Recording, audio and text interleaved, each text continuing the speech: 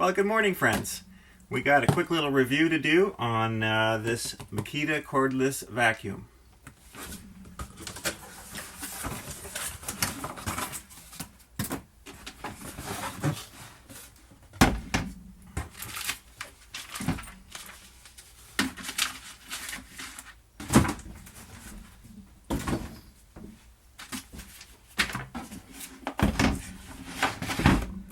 This model is the DVC750L, and it is a brushless vacuum. It is a wet-dry vacuum, and its main thing is that it's compact, obviously, and cordless. So I purchased this tool off the shelf with my own money. As all my tool reviews go, none of them are sponsored. If there ever is one, you'll certainly know about it ahead of time. Overall, looking at it, looks to be up to typical Makita blue standards. Looks like we got our battery compartment under here. One thing to note is that this is the 18 volt Star series. So these will be compatible with any batteries on their 18 volt LXT line that have the Star symbol on the battery. However, this will not be compatible with the older series batteries that don't have the star on them. Even though the batteries look the same and it will look like it should go in, it will not, because anytime you see the star on the battery sign here, that's what that means. So keep that in mind. If you have some of the older first generation LXT batteries, they may not run this device.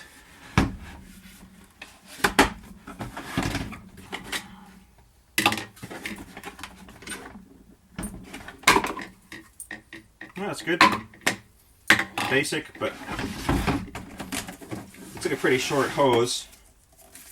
Oh, well, maybe not so bad, actually, you know. Yeah, I'd say this hose probably stretches out about 6 feet, so that's pretty good in my books. This hose has a set of locking nibs on it. I think that's an excellent idea. I think that's going to save a lot of aggravation, especially with something like this that has a stretchy hose to it. You know, it's going to be something that you're probably going to be tugging on often. Real easy to use, that's great. Okay, underside here. Now this is interesting. This looks sort of like a paper filter, but this is definitely not a paper filter. This is some sort of synthetic material. It actually looks quite tough, and I guess this is going to be a wet-dry combo. I'm just guessing, because there were no other specific instructions that I found about not running this with the filter in the wet. To back that up, the wet float on the inside is attached to this unit. This is all one unit that doesn't separate. So kudos to you, Makita, on that. I think that's a great idea.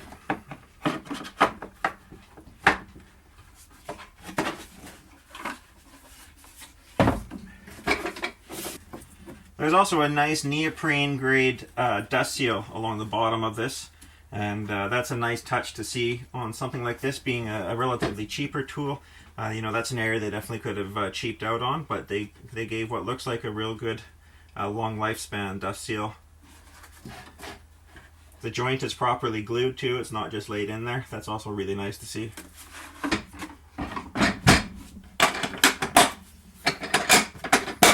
Alright, about as simple as you'd expect. Let's put a battery in this.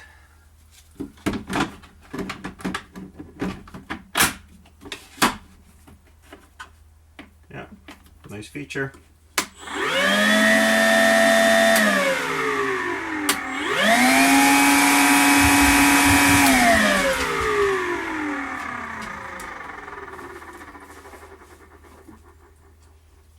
Sounds good. Switch is a positive switch. I like that. I'm glad they put a positive switch on here, unlike some sort of push button. You know, less chance for something to go wrong, the better in my books. So let's see how this thing is doing with sucking stuff up. We're not going to use the nozzle on it because that's sort of cheating in my books. We'll see how this does without the extra help of a nozzle. I'm going to try low power first. What do we got? We got a pencil, we got some dog food. Let's give that a try.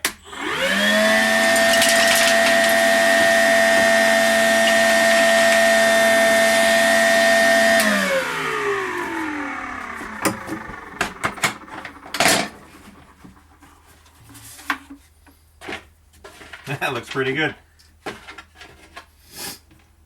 Okay, that was probably a little too easy. You want some kibble? Yeah? Okay, there you go.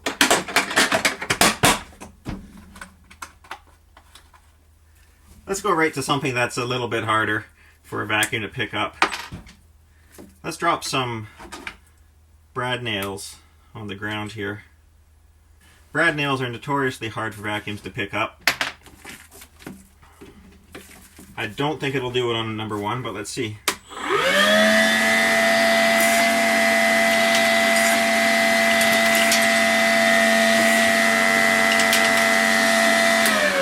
Okay, I gotta tell you, I'm a little bit surprised and I'm quite impressed. It did pick those up. So now we gotta find some heavier stuff. Let's try a AA battery.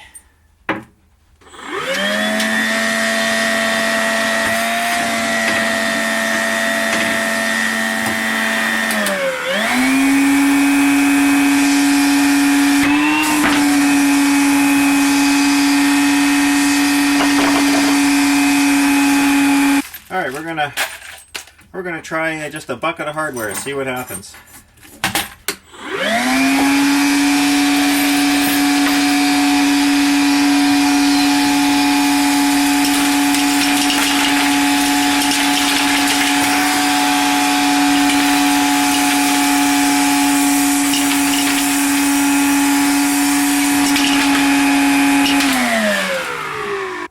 So clearly this is more at the limit for it.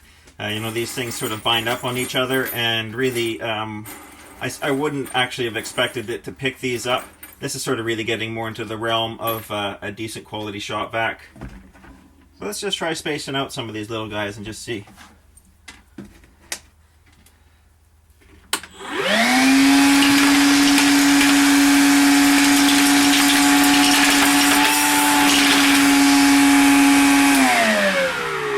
Alright, so it looks like when you got a jumbled up mass of hardware, it doesn't quite have the power to sort of sort those out. A larger shop vacuum would probably try to pick some of this up, but I don't know, that'd actually be an interesting test. But yeah, obviously if it's picking up hardware, it's going to pick up anything in the area of rocks and sand and sawdust and wood chips and whatnot. And really the best thing about this is that you have something you can just grab and go. You don't have to worry about cords. And you know, sometimes something like with finished carpentry, this is going to be really nice, because quite often you are moving around a fair bit and there's small areas where you have to go up and clean up afterwards, and it can be all throughout a house. You know, you might be chasing some fine tuning you did for some crown or baseboard or whatever. And I really like this. You don't have to drag around a big vacuum. You know, dragging around vacuums on wheels is not what you want to be doing when you're in your paint stage. If the paint's already gone down, you really don't want to be messing up the walls too much. Your painters tend not to think too kindly of you. So all in all, I say this is good. I'm going to give a long-term review once I've had this for a number of months. Or if anything else comes up, I will certainly let you know. But from what I see ABS used in the right places. I see reinforcements used in certain areas. Pretty well anywhere that I think I would expect to be a weak area, I'm happy to see with what they did. And one last thing is they did allow for a blower hookup on the back, which is pretty nice. So when at the end of the day you're trying to get sawdust out of your tool belt and everything else, there you go. I think as long as you keep in mind the limitations you're going to have off of a small machine like this, running off a single battery, I think you'll be pleasantly pleased with this. I know my first impressions certainly are very positive. There's a couple little things on here that I like better than a couple of the competitors out there in the red and yellow offerings. But we'll save that for another day. Alright guys, you guys have a great day. As always, feel free to leave a comment. I always read all the comments. It's great to hear from you.